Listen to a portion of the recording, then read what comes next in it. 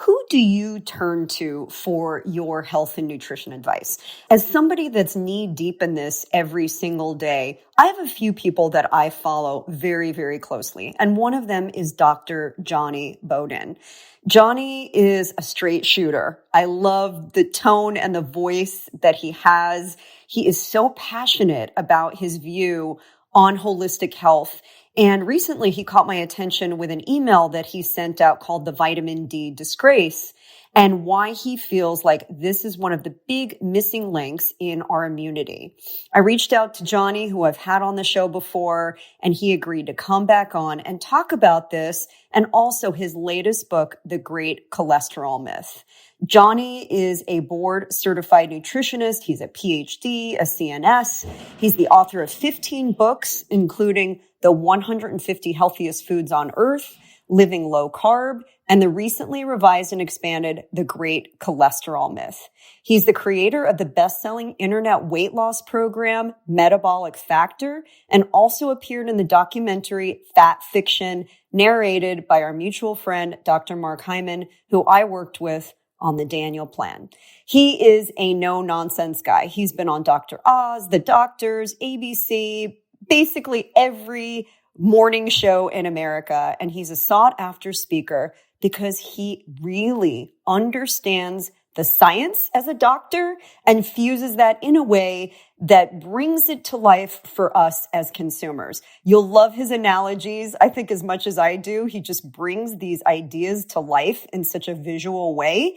And today he's got a lot to share on how we can boost our immunity and really what's behind the myth around cholesterol. This is what I would consider a life-saving episode. So please make sure you tune in. You let the other people in your life that you care about know about it, because we can't keep this great information to ourselves. And make sure you download the free immunity report that Jonny has put together just for us. And he'll give you those details on how to access it in this episode. So without further ado, let's tune in.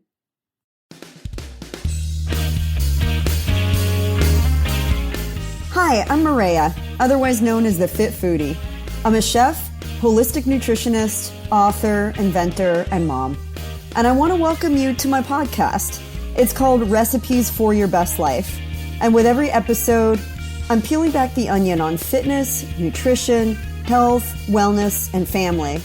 The truth is, you're the chef of your life.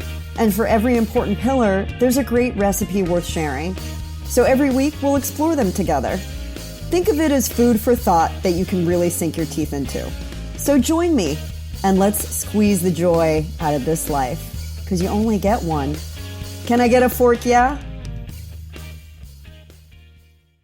Jonny, it's so great to have you back on the podcast. I'm delighted to be here with you. You're one of my favorite people. My new neighbor. I know. I love it. You're one of my favorite people to talk to, because I think you are so, first of all, knowledgeable, and you have the cred to back you up. But I think you're really on the forefront of understanding what is happening to us as a whole through nutrition. And that really is where my heart is too. Let's talk a little bit about what's happening right now with COVID. I had read an email report, and I read all your emails that you send out talking about vitamin D. Can we dive into that and get your viewpoint on what the relationship is between vitamin D deficiency and susceptibility to getting COVID and other disease? Yeah. Vitamin D is kind of like the adult in the room. It's kind of like the adult that goes into the sandbox and makes everybody play well together. So in your immune system, you've got all kinds of cells, T cells, B cells, antigen sensing cells, and every one of them, virtually every one of them, it might be an exception I don't know about, but every cell in the immune system, every class of cell has a vitamin D receptor on it. Why is that? Because vitamin D is a kind of modulator of immune system function. Now, think about the immune system. It can go wrong two ways. If it's underactive, if it's sluggish, if it doesn't respond to a challenge very well, you're going to get sick. Not just with COVID, with everything. You're going to get sick more often because your immune system is sluggish. That makes total sense, right? Right.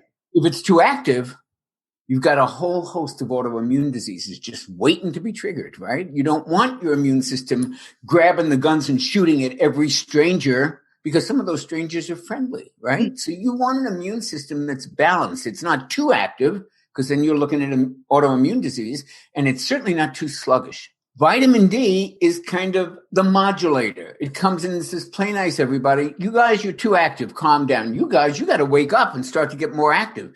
You don't have enough vitamin D, nothing works right. And immunity is really just one of the many examples of that. It's also bone health and mood and physical performance in older age. All of these things, there's must be 100 different conditions listed on the Vitamin D Council's website that are linked to low levels of vitamin D. And most of us have low levels of vitamin D. I find it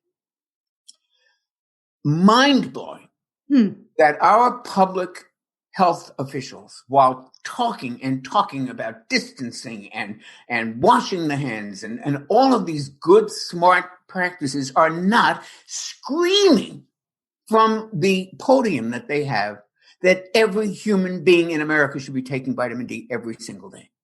I do not know why they're not doing that.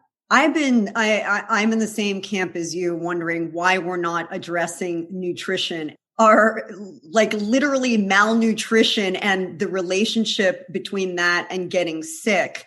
But why are we deficient in vitamin D? I mean, what is it that we're not getting in our daily lives? How about sunlight? Let's start with sunlight. We have been so conditioned to be afraid of skin cancer and melanoma, even though melanoma is one of the least common skin cancers. It's not a very common one. It's very fatal, but very dangerous, but it's not even the most common one. But we're so afraid of that. And we've been so hammered about it, just like we have about cholesterol and saturated fat and all the other things we've been hammered about that turning out to not be 100% true, that everybody slathers on SPF 50 to walk to the store and get a quart of milk. I mean, nobody's getting sun, not like we used to.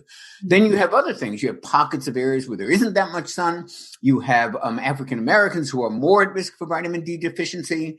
And then you have this fortification nonsense in which foods are fortified with an inferior form of vitamin D called D2, which should just be off the market completely because it's useless compared to D3, which is the active form, which they don't use for fortification. So nobody's getting enough. It's just that simple. You need to supplement with vitamin D. And there's more to the vitamin D story than that. The one hit against vitamin D, the one thing that makes me pause in saying every American should be taking 5,000 IUs a day is that vitamin D has been linked to an increased risk of kidney stones in some people. That's true. But more and more evidence from functional medicine tells us it may not be the vitamin D. It may be the fact that vitamin D isn't being balanced with two other fat-soluble nutrients. And when it is, you don't see that increased risk in kidney stones. For example, it's very much like the sodium or the salt fear that we have in this country. And many people in functional nutrition, like myself, or functional medicine, will look at that and say, I wonder if it's really too much salt or not enough potassium, because salt and potassium have to be in balance. And we don't get much potassium. We get a ton of sodium. So maybe it's more a question of balance. Same thing with omega-3s and omega-6s. Everybody, including myself, has kind of railed on omega-6s because they're pro-inflammatory, but we need them both. The problem isn't omega-6s per se. It's the lack of balance between 6 and 3. So your inflammatory army is being funded with all these crappy oils, and your anti-inflammatory army, which is funded basically by omega-3s, is kind of getting bankrupt. They're not in balance. And I believe the same thing is true, may be true with vitamin D and the risk for kidney stones. Make sure that you're getting some vitamin A in your multi. And most important, because this is not in multis most of the time, that you're getting vitamin K2. This is a supplement I have no financial connection with, that I have been using with myself, my family, any friend who asks me about it, anybody who asks me about vitamin D. It's inexpensive, and it's made by a real high-end company called Protocol for Life. You can, everything we may talk about, including the special book that I put together for your listeners, is available on Rockwell Nutrition /immunity. Rockwell Nutrition /immunity. And we'll put that in the show notes so everybody including the high quality supplements. But Yeah. in the one I recommend, for example, I could run and get it and show it to you if you want, but it's got not only vitamin D, but it's got a really nice healthy dose of K2. Why do we need these? Why is there a problem with too much D absent of any balancing A or K2? Okay, what does D do? It acts among the hundreds of things it does. One of the main functions it does is it helps to keep calcium in the bones where it belongs. Right. When you're taking calcium, you want it to go to the skeletal system, bones, teeth, that kind of thing. When it winds up in the arteries, you're in trouble because that's calcification of the arteries, hardening of the arteries. Remember, we heard that as a kid. That's calcium in the arteries. You don't want it there. Yeah. Vitamin D helps get it to where it goes, but vitamin K2 acts as a traffic cop and makes sure it does not stay in the arteries where it can contribute to heart disease if the calcium stays there and all kinds of other metabolic mischief. You want that traffic cop, and K2 is the traffic cop. That's why it's good for the heart and the brain because it keeps, and the bones, because it keeps calcium in the bones where it belongs and out of the arteries going to the heart where it does not belong. I love that analogy because I think, a lot of our listeners too and our following are women, and women really need to be careful because of osteoporosis and all kinds of other issues surrounding lack of vitamin D, or in this case, calcification, because heart disease is the number one killer of women. Yes. So you see how these all go hand in hand. But here I'm sort of baffled again. Why isn't anybody talking about K2 but you? Well, first of all, it's not. Thank God it's not just me. Well, you're the only person that I hear actively talking about it. You talk about, women, well, we all do, but women particularly have gotten such crummy advice from mainstream medicine. You know that there are still doctors. I have a lot of things that trigger head explosions. So if you see me like scanners, my head's starting to explode. Doctors are still telling women to take Tums for calcium. Tums. As a calcium supplement. That crappy antacid that's made of calcium carbonate. That's what there's. Oh, you need more calcium, Mrs. Jones. Get some Tums. They don't know what they're talking about. So you ask why they're not telling people to get it with K2. They don't even know that there's a difference between vitamin D3 and vitamin D2. Doctors, let everybody, please, everybody understand this. Conventionally trained doctors don't get any nutrition courses at all. This has been in the journals. It's in the literature. You can look it up. Yep. Maybe 25% of medical schools in this country offer one nutrition course. And if you took high school home ec, you know as much as they know. Mm-hmm. So please don't listen to your doctors about nutrition unless they've been certified or they have some advanced education in nutrition. Many of them do. I see them all at the conferences. It's a small portion of the number of doctors that most of us go to. Yeah, I mean, I know, we both have worked with Dr. Mark Hyman, and I was listening to him just recently. Different story. Now you're talking the best of functional medicine, and there are wonderful doctors like that. That's what functional medicine is. It looks at how the body functions, and you cannot look at that without understanding nutrition. So all doctors who are certified in functional medicine know this stuff about nutrition. Almost all naturopaths know this stuff because it's already baked into their education. Right. Who doesn't know this stuff is the people who went to Harvard Medical School and never took a nutrition class. And that includes Harvard. I used Harvard as an example because it happens there and it happens at every lower end medical school as well. They just don't take nutrition seriously. They don't study it. And they don't really in their gut believe it matters that much. Yeah. I mean, and look, every disease I think we can trace to a lack of something. I mean, and conventional medicine really treats a symptom versus treating the cause. How do you think we should be getting? I mean, is supplementation the best way to get D3 versus D2 and the same with K2? I mean, or can we get it from food? Or is our food so void of nutrient content now? I mean, you're talking about fortification with really the wrong type of D. How do we get it and know that we're getting it the right way? Sunlight. And it's really sunlight. Practical. It's impractical to really get people to turn that around right now. So I just tell people just supplement with D. Really. Yeah.